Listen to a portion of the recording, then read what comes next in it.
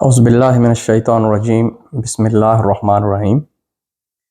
میں ہوں خالد محمود خان، اٹلی کے شہر روم سے۔ آج جس ٹاپک کے اوپر میں بات کرنا چاہتا ہوں وہ یہ ہے کہ پاکستان کے معاشی مسائل، وجوہات اور ان کا حل۔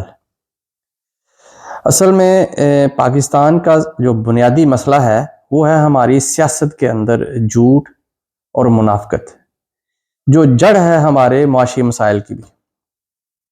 کبھی دنیا میں آپ یہ نہیں دیکھا ہوگا کہ جو ترقی ہے وہ قرضوں کی بنیاد پہ ہوئی ہو۔ پاکستان میں ہماری سیاسی جماعتیں جو نوسر بازی کرتی ہیں یا جو حکومتوں میں آتے ہیں جھوٹ بول کے، وہ قرضے، بھاری سود کے اوپر قرضے لے لے کے مختلف اسکیمیں بناتے رہے ہیں، سڑکیں بناتے رہے ہیں، پل بناتے رہے ہیں، اپنے نام کے سنگ بنیاد لگاتے رہے ہیں اور پھر ہاہاکار مچاتے رہے ہیں کہ جی ہم نے دیکھو یہ بنایا، ہم نے وہ بنایا، ہم نے بہت ترقی کی تھی، ہمارے دور میں بہت ترقی ہو رہی تھی۔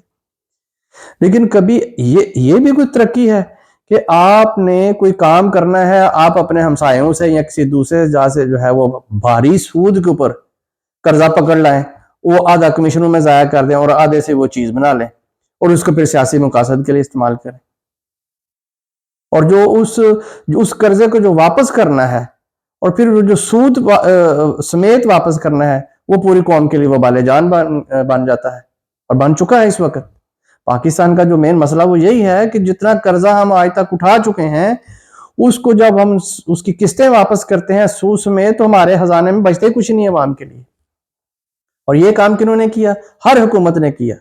نواز شریف نے لیا قرضہ بھاری سود کے اوپر اور اس سے جو پروجیکٹ بنائے اس میں سے کہیں کمیشنوں میں گئے، کہیں ادھر گئے، کوئی ادھر گئے، جو آدھے کچھ لگے اس کو اپنے سیاسی مقاصد کے لیے استعمال کیا۔ اسی طرح کام زرداری صاحب نے بھی یہی کیا۔ بلکہ ستم کی بات تو یہ ہے کہ اب تو حکومتوں میں اسٹیبلشمنٹ لے کے انہیں آتی ہے کہ جس کا منہ دکھا کے کچھ باہر سے قرضہ مل سکے۔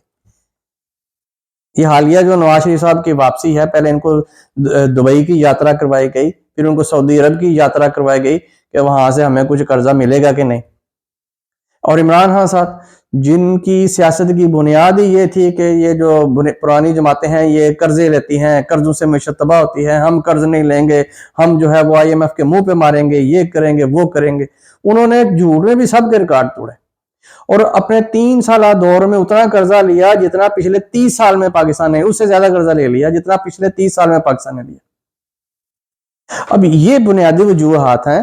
وہ بھائی ترقی یہ ہوتی ہے کہ آپ ملک کے اندر جو ہے چھوٹی صنعت کو فروغ دیں، ملک کی جو ریڑھ کی ہڈی ہے ہماری معیشت کی، زراعت، اس کو مضبوط کرتے ہیں۔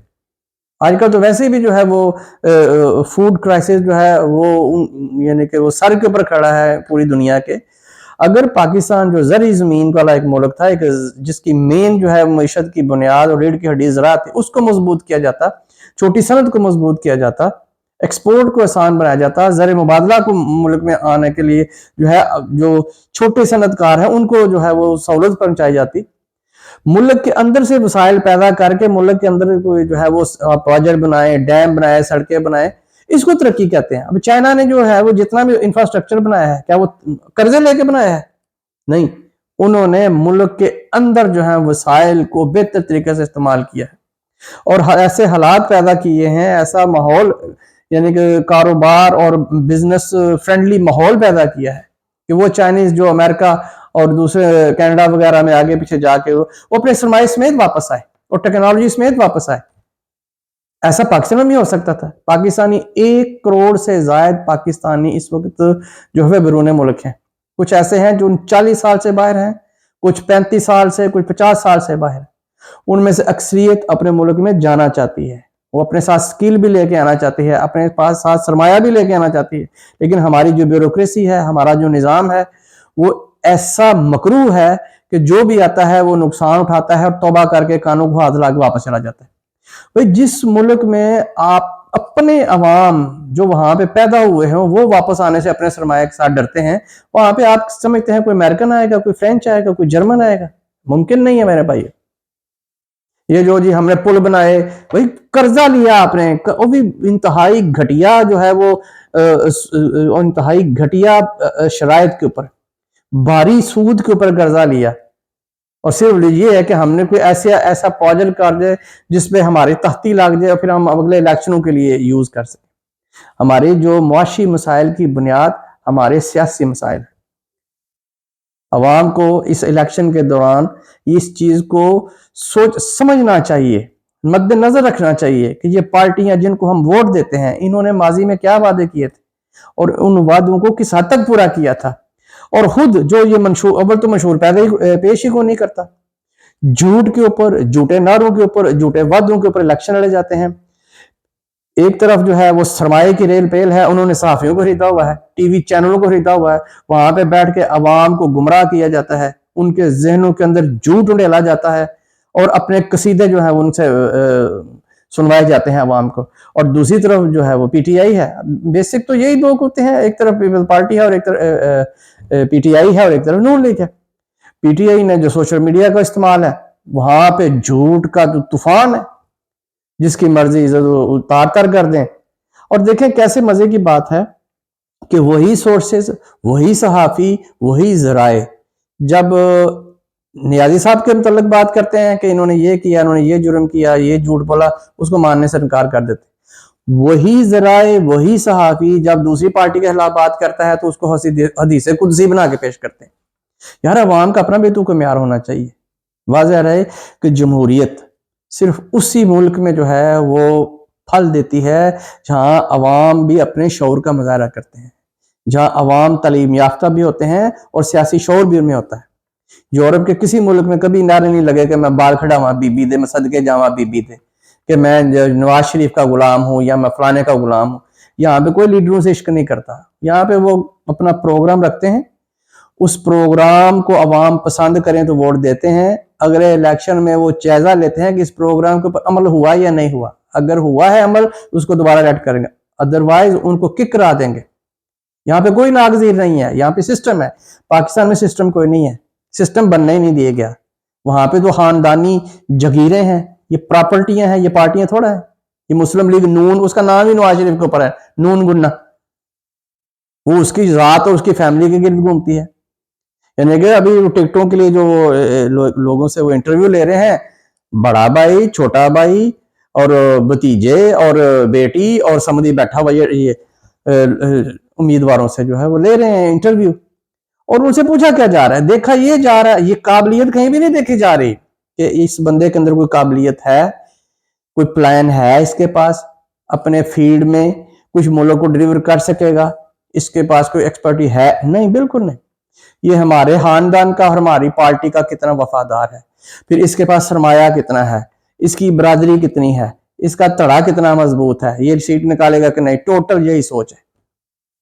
یہاں پہ جو ہے میرٹ کی دھجیاں اڑائی جاتی ہیں. یہی حال پیپل پی ٹی آئی کا ہے، یہی حال پیپل پارٹی کا. اور بھائی نااہل قیادتوں نے اس ملک کو ڈبویا ہے. میں فوجی جنتا کی تو بات نہیں کرتا، ظاہر ہے وہ تو ڈنڈے کے زور پہ آتے ہیں، وہ عوام کا ان سے کچھ لینا دینا نہیں ہے. میں سیاسی پارٹیوں کو ڈسکس کر رہا ہوں. اس کا مطلب یہ نہیں ہے کہ میں فوجی جنتا یا اسٹیبلشمنٹ کے حق میں ہوں، بالکل نہیں. کیونکہ میرا الیکشن کے سر پہ کھڑے ہیں آ رہے ہیں، اس حوالے سے عوام کے لیے یہ بات کر رہا ہوں کہ جب آپ کسی کو ووٹ دیں خدا کے لیے، خدا کی بات تو آپ نے ماننی نہیں ہے کہ اللہ تعالیٰ جن کے اوپر لعنت کرتا ہے آپ کہتے ہیں نہیں یہ لعنت نہیں، یہ ہمارے محبوب ہے. لعنت اللہ علی الکاذبین، اللہ تعالیٰ تو جھوٹوں کے اوپر لعنت بھیجتا ہے. لیکن پاکستان میں جو جتنا بڑا چوٹا ہے، جتنا بڑا ڈرامے باز ہے، جتنا بڑا رنگ باز ہے، اتنا ہی بڑا لیڈر ہے. ایک طرف نواز شریف کے سرمایہ نے صحافیوں اور کالم نویسوں کو ضمیر سمیت خرید لیا، اور دوسری طرف نیازی صاحب نے بھی جو ہے، جو ان کے حامی ہیں، وہ سوشل میڈیا سے کروڑوں روپے کما رہے ہیں لیکن عوام کو گمراہ کر رہے ہیں، عوام کو سچ نہیں بتا رہے. تو وہی شعر علامہ اقبال کا وہی صادق آتا ہے کہ خدا نے آج تک اس قوم کی حالت نہیں بدلی، نہ ہو جس کو خیال آپ اپنی حالت کے بدلنے کا. تو الیکشن کے جو دن ہیں وہ اس وقت پاکستان میں گہما گہمی ہے. اب جو ہے وہ بڑا سیزن چل رہا ہے جی، کوئی فوتگیوں کے اوپر جا رہے ہیں جی، اب پرانی شجریاں بھی یاد کروا رہے ہیں. لیکن یہ مطلب کے لوگ ہیں، یہ اپنا مطلب نکالیں گے اور نکل جائیں گے. ان کو ووٹ، ان کا کردار، ان کا منشور دیکھ کے، پرکھ کے، ماضی دیکھ کے پھر دیں، ورنہ ووٹ ایک امانت ہے اور امانت ایمانداروں کے حوالے سپرد کی جاتی ہے. बेईमानों, झूठों, फास्कों और फाजिरों के हवाले नहीं की जाती। पाकिस्तान को इस वक्त किसी सन्नतकार, सरमायादार, जगीरदार और वडेरे की जरूरत नहीं है। पाकिस्तान को आम आदमी की क़यादत की जरूरत है, जो आम आदमी के मसाइल को समझ सके, जो जानता हो, जो दर्द महसूस करता हो, वही उनके मसाइल को हल करेगा। और अगर आप समझते हैं कि जगीरदार आएगा तो वो किसी मज़ारे के हकूक़ का ख्याल करेगा, वो उसके हक में बात करेगा, पार्लियामेंट में कानून साजी करवाएगा। अगर आप ये समझते हैं कोई सनतकार आएगा तो वो अपने मजदूर के हक में पार्लियामेंट में पहुंच के कानून साजी करवाएगा, सवाल ही पैदा नहीं होता। तो अगर आप पाकिस्तान के हालत को बदलना चाहते हैं तो फिर अपना वोट देने का जो है वो मयार उसको भी बदलें, अपने शब रोज और अपने ख्यालात, किरदार और गुफ्तार में भी तब्दील लाएं। फिर ये तब्दीली जो है मुल्क के अंदर और क़यादत के अंदर आ सकती है। बहुत शुक्रिया।